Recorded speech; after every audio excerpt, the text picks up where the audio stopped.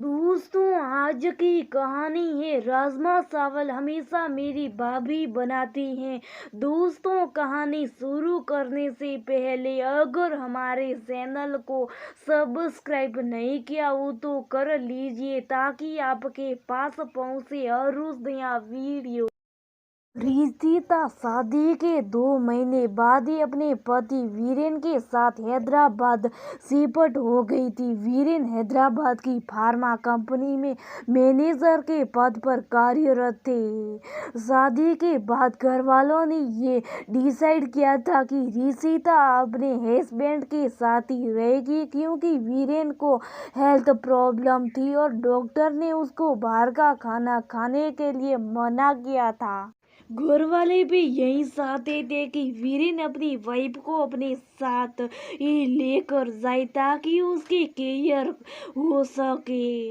रिशिता और वीरेन 3-4 महीने में अपने घर आते थे। रिशिता को अपने ससुराल वालों से कोई प्रॉब्लम नहीं थी, वैसे भी वह कुछ दिनों के लिए आती थी तो सब कुछ सही रहता था। बस एक छोटी सी प्रॉब्लम थी, वह ये कि रिशिता की सासू माँ को दूसरों के खास करके बहुओं के कामों में नुस्ख निकालने की बहुत आदत थी। इसमें उनकी भी क्या गलती थी। बेचारी पूरा दिन टीवी देखकर बोर हो जाती थी तो कुछ ना कुछ तो करना ही था। सबसे आसान काम था नुस्खा सीने का और ये नुस्खा सीनी होती थी बहुओं के बनाए खाने को लेकर। बड़ी बहू को तो आदत हो गई थी, लेकिन रिशिता को बुरा लगता था जब वो इतने मन से पूरे परिवार के लिए कुछ बनाती थी और सासू माँ बोल देती थी, इससे अच्छा तो मेरी बेटी बनाती है, जब वो आएगी तो तुम मुझसे सीख लेना।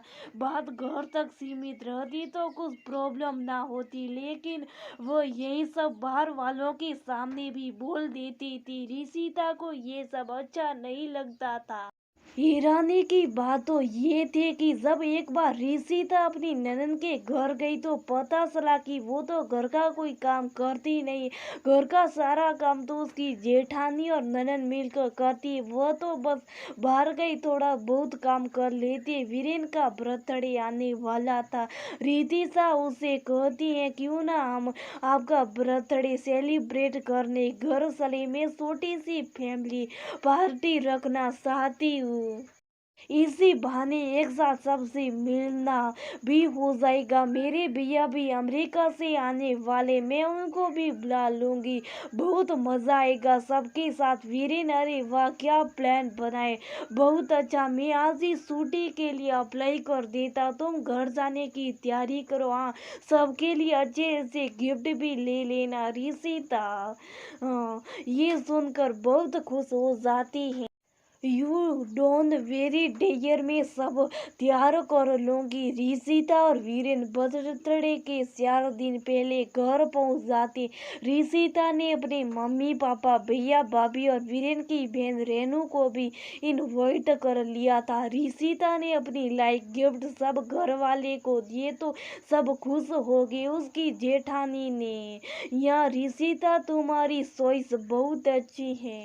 ससुर जी ने भी कहा, अरे वाह बेटा, ये बुक पढ़ने का बहुत मन था, अच्छा हुआ तुम ले आई। बच्चों को भी टॉयज बहुत पसंद आए। बस एक सासू माई थी जिन्हें अपना गिफ्ट पसंद नहीं आया। रिशिता को ताने मारते हुए बोली, ये तो बहुत हल्की साड़ी है। रिशिता, रेनू रिशिता के हस्बैंड की बहन जब पिछली बार आई थी तो बहुत अच्छी साड़ी लेकर आई थी। ये सुनकर रिशिता को बुरा लगा। क्या करती, सासू माँ को सब भाभी ऐसा ही सोचकर चुप रह जाती।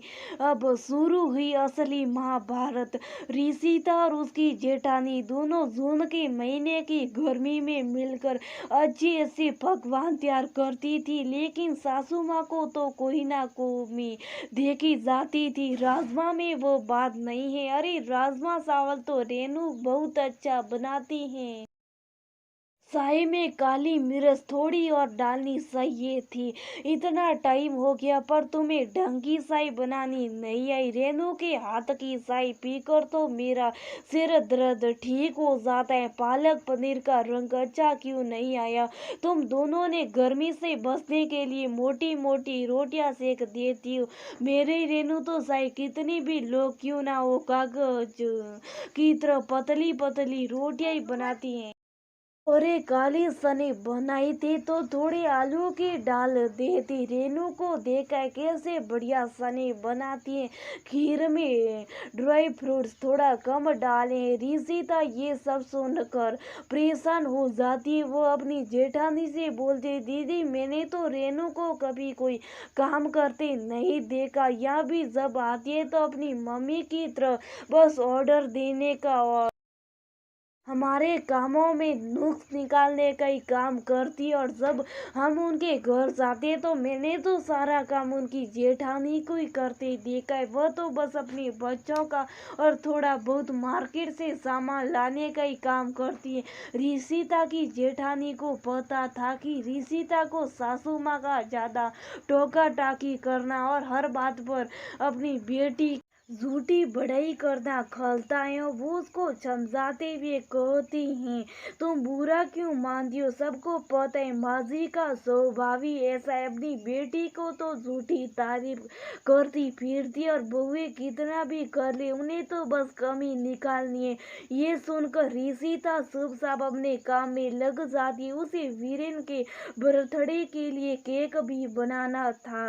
ऋषिता को पता था कि सारे रिश्तेदार सुबह ही आ जाएंगे, इसलिए वे चाहती थी कि कोई कमी ना रह जाए। अगले दिन वीरेन की बहन रेनू, ऋषिता के भैया भाभी और उनकी बेटी खुशी का सब समय पर आ गए थे। ऋषिता के मम्मी पापा को हरिद्वार जाना था, इसलिए वो लोग नहीं आए। ऋषिता और उसकी जेठानी ने किशन का मोर्चा संभाल रखा था। रात में वीरेन ने सब घर वालों के साथ में ऋषिता का बनाया हुआ केक काटा। केक सबको बहुत टेस्टी लगा सिवाय सासू माँ के।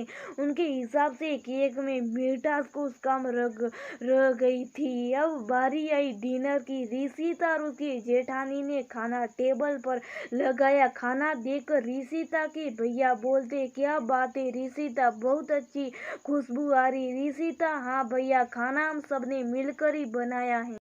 खास कर कि राजमा और खीर जरूर ट्राई करना। रेनू ने अपने हाथों से बनाई। ऋषिता के साथ ऋषिता और उसके भाई की सारी बातें सुन रही थी।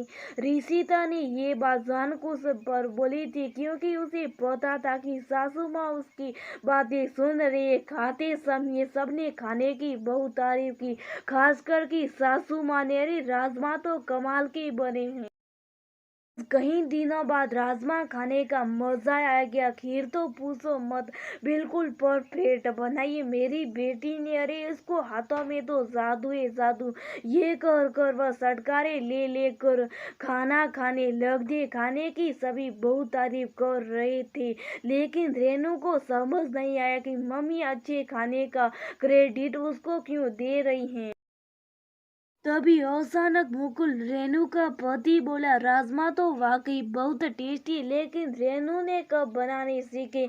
मैं तो जब भी घर में राजमा चावल खाने की फरमाइश करता हूँ, राजमा हमेशा मेरी भाभी बनाती है। रेनू तो बस चावल चढ़ा देती है और मुझे तो याद ही नहीं कि मैंने उसके हाथ की खीर खाई है कभी। मैं तो सोच रहा हूँ रेनू को कुछ दिनों के लिए यहीं छोड़ दूँ ताकि वो अपनी भाभीयों से खाना बनाना सीख ले। ये सुनकर रितिका की सास का चेहरा उतर जाता है।